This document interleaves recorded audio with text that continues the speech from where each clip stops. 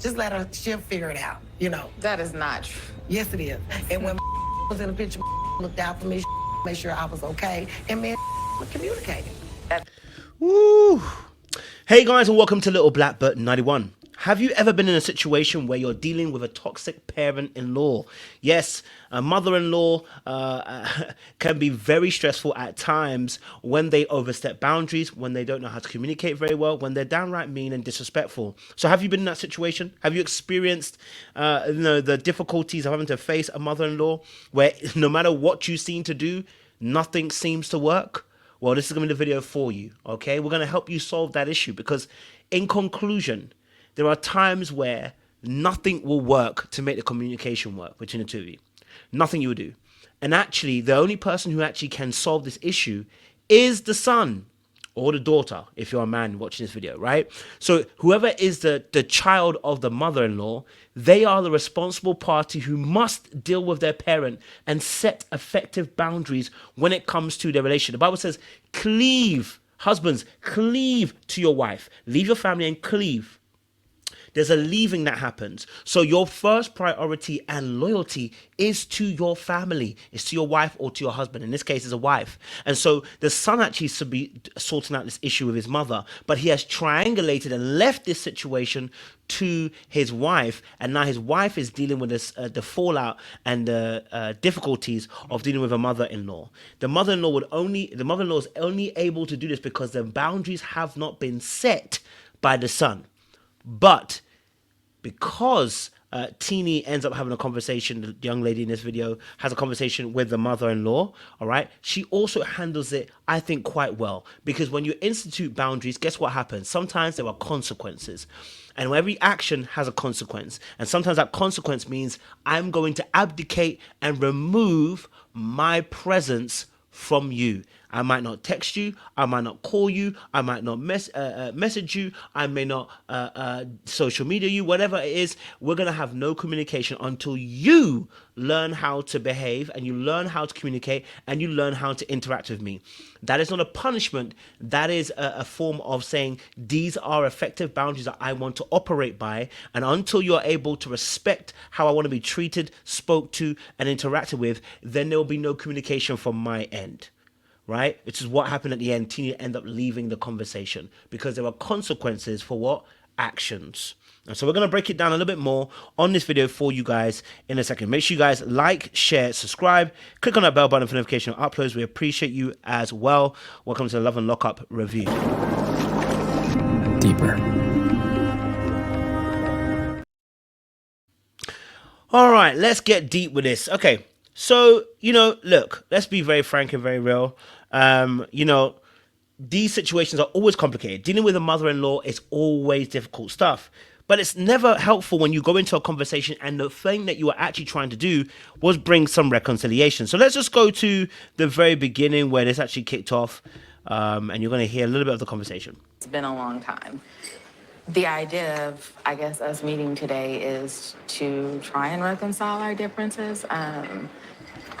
Okay, so the whole point of this conversation is to reconcile their relationship, right? Teeny has been, I think, married to the young gentleman, was it 3 years or whatever? Or whatever, they've been together for the last 3 years. And unfortunately, have not been speaking for those 3 years because there was an incident that happened with finances. Now, the killer thing about this is Teeny actually the daughter-in-law goes on to explain that actually what happened was she gave money to the mother-in-law on the request of the son, and the son said, go and get that money back. Now, instead of the mother-in-law placing correct blame on the son, she placed that also on the daughter-in-law. And that's what leads to the very end disrespect, where she says, the daughter-in-law, her son's previous girlfriend was always looking out for her. Well, I think there's a couple of things we need to talk about here. Number one, why don't you have a good enough relationship with your son that he wants to send you money and then take it back? Number two, when it was sent back, why did you not question your son as to what his daughter, what his wife was doing? Right? Number three, they've had a business for he's been in jail for 18 years, but he's had a business with his brother for how many years, and he hasn't been giving you money? Why then are you angry at the daughter-in-law? Number 4, you got angry about the fact that she rocked up in a nice little car and could see that your son was looking after her. The key question here is, why are you displacing your anger on your daughter-in-law? Your anger isn't with your daughter-in-law. Your anger is with your son. But you're deflecting, and the reason probably why you're deflecting is because you can't fight your son. Now I know I know she said obviously, oh, I'm gonna talk to my son and handle it. But the reality is, he's been in jail for 18 years, okay, and he gave you money and took it back, which means you probably don't have that kind of a good relationship where you can actually challenge him, because had you had that kind of relationship, he wouldn't be asking for the money back, right? But somehow, some way, you've deflected your anger onto the daughter-in-law in the hopes of putting pressure on the daughter-in-law to get the daughter-in-law to maybe cave in and supply the needs financially that she needs. Now, from one perspective, what it really looks like, unfortunately, it looks a bit like you can't look after yourself financially. I know you're looking after your mum as well. You can't look after her financially, and then you're expecting your son to fill in those blanks. It's not a demand. You can't demand that of your son. You can ask, but you can't demand it, right? As a good parent, you're not going to demand that from your son. You're going to ask, and should they oblige? They should help. Now the key question is, why isn't he helping? Why didn't, and there were other questions I want to ask as well, which is about why why Tini's partner didn't send his brother to go and talk with his mum about the finances, why he sent his wife to do it. And that's where the trouble usually starts, right? Because Tini's become the face of the family and face of her son, and it's been causing conflict now, because when it's gone wrong, she's looking at Tini, right, the daughter-in-law. But the reality of the situation is, as Tini explained, yet the mother-in-law would not accept it. And actually, the mother-in-law was actually quite rude and dismissive of the situation by saying she doesn't really care. Like, let's have a look at what she says here, right? I want to just speed this up a little bit because you're on this. In that picture, we're not going to get that because I'm still in my feelings when that scenario took place with the money situation. It caused animosity between me and my son. Now, let's pause it right there. As you might have heard, I didn't show the video, but you'll have heard, she said, listen, I'm still in my feelings. And, it's caused animosity between me and my son. Well, hold on a minute. That's because it is between you and your son. It's not between you and the daughter-in-law. It's your son who wanted the money back. So, you see, she's trying to, and it sounds like, I want to be very careful, it sounds like she's trying to place blame on the daughter-in-law. Now, the reason why I'm highlighting these things is because when you watch the show and you watch how the son moves, the son has video cameras in the house of his girlfriend, wife, I don't know what they are, fiance, whatever they are, in the household of the other woman. And I'm like, how has he done that? He's in prison, and yet he has got her to have cameras all over the house. And I started realizing that there's boundary issues also with Tini when it comes to the son. Because the son has learned, and this is my perspective, this is not me coaching, this is me just telling my perspective, that it seems that the son has learned the manipulative pushing of boundaries, and probably in a very manipulative or maybe aggressive way, or they found somebody who's more compliant in their boundaries. So although Tini was very good with her boundaries with the mother-in-law, how is she when she's in love? Because that's a different type of mind frame. When you're in love and you're in a relationship, people do all sorts of things to keep love. It's very different to a mother-in-law who you're not in love with, who's just a mother-in-law. And so I realized, hold on, he's got cameras all up in the house. He's in prison, but he's got cameras in your house. He's shown you, he's made you comfortable enough to do that. And I realized more than likely he's pushed your boundaries to get to that place. Number 2, the other aspect is also that watching how the mum moves, and it feels a little bit manipulative, the way that she tried to compare the daughter-in-law to her previous ex and said how the ex used to look out for her. Well, actually, if the ex didn't look out for her, why are you blaming this current woman for not looking out for you if you don't have the same kind of relationship? Number 1. Number 2, they don't owe you that. But you're now trying to be angry and hold grudges against the daughter-in-law for not doing what the ex did. Well, first and foremost, if the son was giving you money and taking it back and not supplying your needs, then clearly the ex was even going behind the back of your son or whatever. Because what's going on there, right? Because clearly something hasn't changed in the last, unless something has changed before the 3 years they got together ago. Then it's looking like there's been some rockiness in between the situation, and the ex partner was a mediator. Okay, so something's not quite right here 100%, right? Let's play a little bit more. I really do not want to be here. I can tell. Kate doesn't like me. Her reason for not liking me is over money. Rob said to send money over to. Okay, so it gets to a point where she says, obviously, as well, that she sent the mother-in-law a Mother's Day present, and the mum said it's not enough. Okay, the mother-in-law said it's not enough, right? Like she wanted her to beg and to be to be basically almost begging for a forgiveness in a sense. Have a look at this.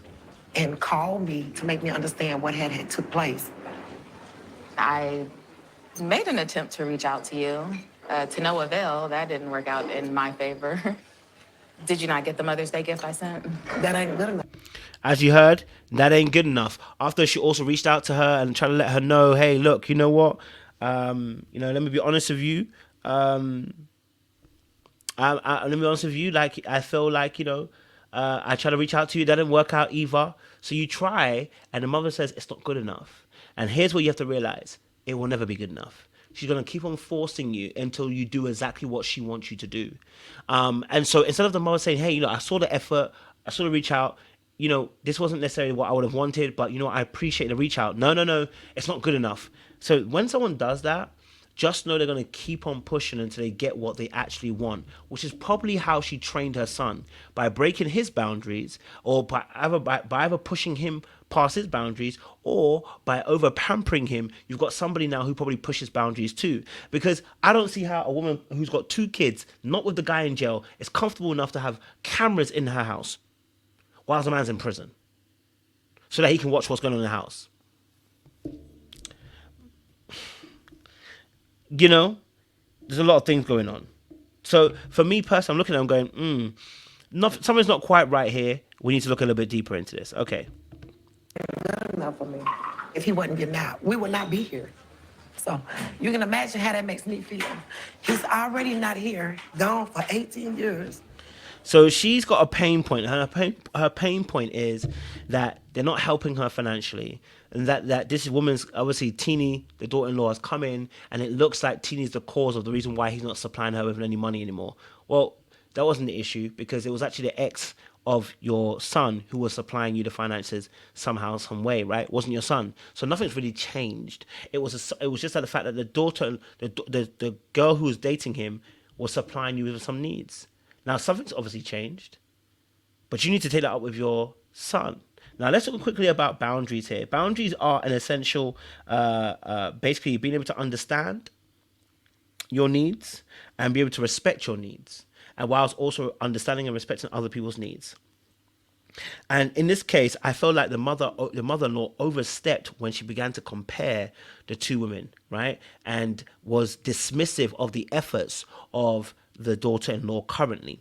And when you do that, what you're asking for is a person to grovel and to get on one knee, almost to beg for your kind of mercy and your approval. You already said you didn't like her. You already said that you don't like her. You don't approve of her. Well, if that's the case, then how you think the person's going to get on side? And it's interesting because once Teenie decided that she had enough and she was going to get up from the table, that is when the mother-in-law, oh, Teenie, come back, we're having a conversation. No, you were being disrespectful. And see, and the thing about these situations is, I love the way Teenie handled it, because it wasn't like she was trying to be rude. She didn't try to fight her back. She didn't try to be disrespectful. Said, listen, my time is up. I'm done. I've got to go. And this is how we handle people who are toxic and people who are problematic. Now, I would have gone a little bit I would say, to make it even more perfect, one step further, you kind of give them a prior warning. Hey, I want to let you know, you comparing me is one step I don't do. If you do that again, I will have to institute some boundaries. I will leave the conversation, and we won't have this conversation again. Right? That's always good practice, because it lets the other person know exactly what they did wrong, so that the next time they can't be a habitual line stepper, right? They know exactly what you did.